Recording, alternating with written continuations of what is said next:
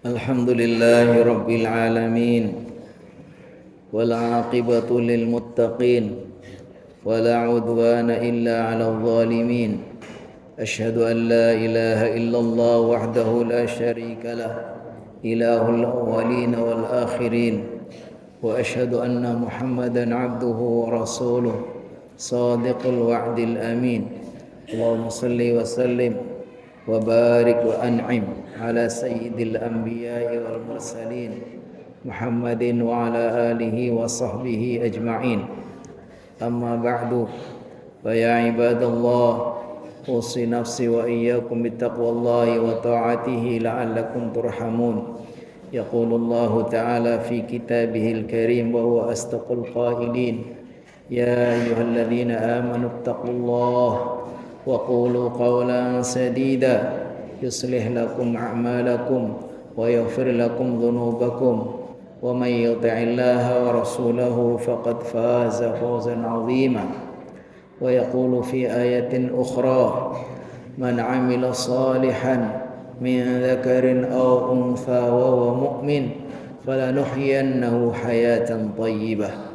Wa yaqulu sallallahu alaihi wasallam, ajaban li amril mu'min, inna amrahu kullahu lahu khair wa laysa dhalika illa li mu'min, in asabahu sarra'u syakara fakana khairan lah, wa in asabahu dharra'u sabara fakana khairan lah. Sadaqallah wa sadaqa rasuluhun nabiyul karim.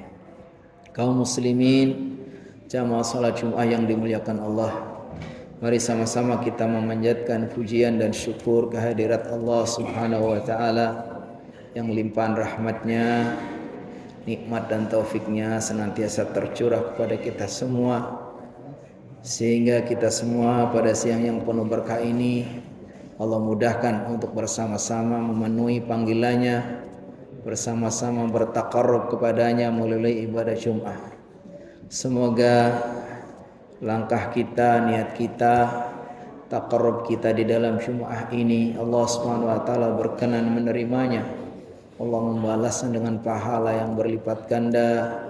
Allah dengannya ampuni dosa dan kesalahan kita, dan mudah-mudahan Allah catat di dalam lembaran-lembaran amal saleh kita. Kaum muslimin, jamaah salat Jumat yang dimuliakan Allah, Allah Subhanahu wa ta'ala ciptakan manusia ini dengan penuh susah payah. Allah Subhanahu wa ta'ala berfirman, laqad khalaqnal insana fi kabad. Sungguh kami ciptakan manusia ini dengan penuh susah payah. Karena Allah ciptakan hidup ini bukan untuk tujuan. Kehidupan dunia itu bukan tujuan kita sebagai orang yang beriman. Dan Allah ciptakan dunia ini justru untuk ujian. Sehingga kita banyak diuji dengan berbagai macam hal. Baik ujian yang menyenangkan, yang kita tidak terasa bahwa itu ujian, maupun ujian yang menyedihkan, menyusahkan. Dan Allah Subhanahu wa taala jadikan manusia ini untuk diuji. Siapa di antara kita yang lebih baik amalnya? Kata Allah Subhanahu wa taala, alladzi khalaqal mauta wal hayata liyabluwakum ayyukum ahsanu amala. Dialah Allah yang menciptakan mati dan hidup untuk menguji kalian, siapa di antara kalian yang lebih baik amalnya. Terlebih-lebih bagi orang mukmin. Orang mukmin, kata Allah Subhanahu wa taala, alif lam mim, alif lam mim, ahasiban nasu ayyutraku ayyaqulu amanna wa hum la yuftanun. Demi alif, lam dan mim, apakah orang-orang mengira ketika dia sudah mengatakan kami beriman, lalu mereka tidak diuji? Artinya bagi kita dalam kehidupan ini penuh dengan ujian. Dan Allah jadikan manusia ini karakter dasarnya penuh dengan keluh kesah. Gampang putus asa, gampang mengeluh, mudah untuk menyebutkan hal-hal yang negatif, yang tidak enak, pelit dan susah untuk menyebutkan yang baik-baik. Sekian lama dikasih kesehat, kemudahan, berbagai macam nikmat melimpah, seolah-olah tidak terasa. Begitu diuji dengan sakit, dengan kekurangan baru, begitu terasa. Kata Allah, innal insana khuliqa halu'a idza massahu syarru jazu'a wa idza massahul khairu manu'a. Sungguh manusia itu diciptakan dengan penuh keluh kesah. Ketika mendapatkan hal yang buruk, dia itu jazua, gampang marah, tidak sabar. Tapi ketika diberikan yang baik, dia pelit. Dia enggak ingat, kurang bersyukur. Belum lagi kalau kita kaitkan dengan kehidupan kita. Yang orang sekarang bilang, waduh, kehidupan sosial ekonomi kita ini sekarang lagi berat-beratnya. Cari kerjaan susah, yang sudah kerja pun di PHK, gelombang PHK terus, barang-barang semua, barang-barang pokok pada naik harganya, pajak naik. Jadi seolah-olah ini keluh kesah dan berbagai macam kesulitan kita rasakan. Lalu apakah dengan kondisi ini berarti kita orang-orang beriman tidak bisa hidup bahagia, tidak bisa hidup sukses? Ternyata tidak. Konsep Islam bahwa kehidupan yang sukses, kehidupan yang bahagia itu tidak diukur dengan gemerlapnya, mewahnya materi, bukan. Untuk bahagia dalam Islam bagi orang mukmin tidak mesti harus melimpah ruah hartanya, tinggi jabatannya, tenar, bukan. Tapi kemuliaan, kebahagiaan bagi seorang mukmin itu diukur dengan hal-hal yang sifatnya non materi. Orang mukmin bisa bahagia karena dia bertakwa kepada Allah Subhanahu wa taala. Orang mukmin dia bahagia karena beriman kepada Allah Subhanahu wa taala. Orang mukmin dia bahagia karena beramal soleh. Sehingga siapapun kita, yang kaya, yang miskin, yang laki-laki, yang perempuan, yang rakyat, yang pemerintah, yang penjabat, bisa bahagia manakala kita beriman, bertakwa dan beramal soleh. Makanya Allah Subhanahu wa taala berfirman, "Man 'amila salihan min dzakarin aw untha wa huwa mu'min falanuhyiyannahu hayatan thayyibah." Man 'amila salihan, barang siapa yang beramal soleh, min dzakarin, baik itu orang laki-laki, au untha ataupun orang perempuan, wa huwa mu'min, syaratnya dia seorang yang beriman, bertakwa kepada Allah Subhanahu wa taala.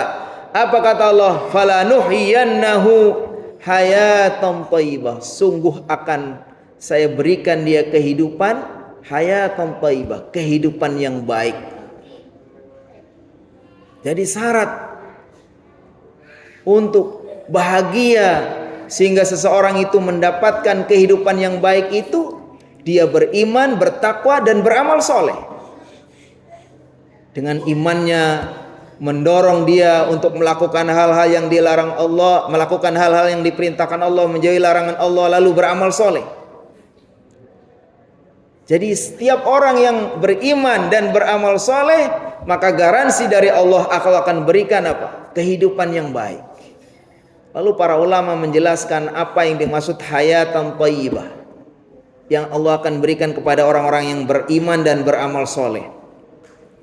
Menurut para ulama, ahli ilmu mengatakan ketika kehidupan ini dipenuhi oleh 3 hal, orang itu dikatakan hayatan thayyibah, mendapatkan kehidupan yang baik manakala dia memenuhi 3 kriteria. Yang pertama, hayatan ma'ar ridha biqada'illah, hidup yang disertai dengan keridhaan terhadap takdir Allah. Jadi orang kalau sudah menerima takdir Allah itu dengan ridho, apapun yang Allah berikan untuk kita, maka itu udah selesai. Itu dia akan mendapatkan hayatan thayyibah. Kenapa? Karena sebetulnya takdir Allah itu, baik yang enak maupun yang tidak enak, itu sebetulnya yang terbaik untuk kita. Setiap orang mukmin harus meyakini, bahkan ini bagian dari rukun iman, beriman kepada qada dan qadar. Khairihi wa syarrihi min Allah. Khairihi yang baiknya, yang buruknya, maksudnya yang tidak enak dan yang enak, semua itu dari Allah. Dan ketika kita sudah ridho dengan takdir Allah, itulah yang membuat kita mendapatkan kehidupan yang baik. Kata Rasulullah SAW menggambarkan bagaimana orang mukmin itu mengagumkan sekali. Kata beliau, ajaban li amril mu'min inna amrahu kullahu lahu khair wa laysa dzalika illa lil mu'min in asabahu sarra'u syakara fakana khairan lah wa in asabahu dharra'u sabara fakana khairan lah. Sungguh orang mukmin itu mengagumkan sekali, kata beliau, karena segala sesuatu baginya itu baik. Kalau dia mendapatkan hal-hal yang menyenangkan lalu dia bersyukur, itulah baik baginya. Sebaliknya kalau dia mendapatkan hal-hal yang tidak menyenangkan, yang membuat kecewa, sakit hati, sedih, lalu dia bersabar, itulah baik baginya. Jadi kita yakin bahwa apapun yang Allah berikan, takdir yang sudah kita terima inilah yang terbaik untuk kita. Yang kedua, hayatan ma'al qanaati biqasamillah. Kriteria yang kedua, hidup yang disertai qanaah terhadap pembagian Allah. Kita ini diberi sama Allah SWT, semua itu karunia dari Allah. Wallahu akhrajakum min butuni ummahatikum la ta'lamuna syai'a wa ja'ala lakumus sama wal absara wal afidata la'allakum tashkurun. Kalian semua dulu dilahirkan dari perut ibu kalian, nggak tahu apa-apa, nggak punya apa-apa. Lalu sekarang kita jadi seperti ini apa? La'allakum tashkurun, agar kita bersyukur. Jadi ketika orang itu sudah menganggap bahwa semua yang Allah berikan kepada kita itu adalah yang terbaik dan kita qanaah. Qanaah itu menerima dengan senang hati dan syukur, puas. Jadi kalau kita kepengen punya mimpi, pengen jadi penjabat, kayak ini kok belum kesampaian, gak usah kecewa. Itulah yang terbaik. Berbisnis kok belum berhasil, padahal sini, itulah yang terbaik. Karena al khairu makhtarahullah. Yang terbaik itu yang Allah pilihkan. Kita ini kadang-kadang hanya nerka-nerka saja, punya asumsi, punya a priori kepengen begini. Kalau begini berarti yang terbaik. Belum tentu. Jangan-jangan kalau kita dijadikan orang yang kaya, penjabat, orang hebat, jangan-jangan kita malah nggak bersyukur, malah kita tidak baik.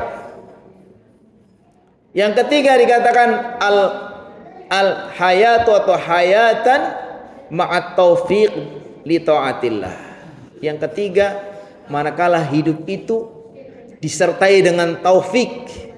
Taufik itu adalah jenis petunjuk dari Allah yang mengantarkan orang itu menjadi tahu yang baik lalu melakukannya, dan tahu yang buruk lalu meninggalkannya.